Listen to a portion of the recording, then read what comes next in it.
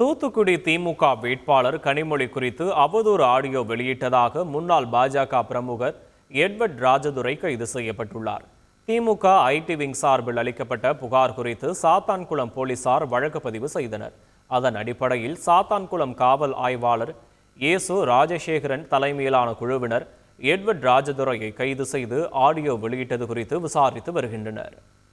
மயிலாடுதுறை பாராளுமன்ற தொகுதியில் பாமகவைச் சேர்ந்த வேட்பாளர் ம.க. ஸ்டாலின் போட்டியிடுகிறார்.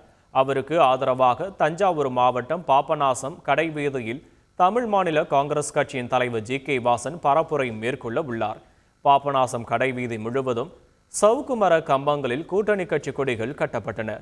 இந்த கொடிகள் தேர்தல் விதிமுறைகளை மீறி கட்டப்படுவதாக கூறி அவற்றை அப்புறப்படுத்த காவல்துறையினர் தெரிவித்த நிலையில் அதற்கு மறுப்பு தெரிவித்ததால் கட்சி நிர்வாகிகளுக்கும் போலீசாருக்கும் இடையே வாக்குவாதம் எழுந்தது.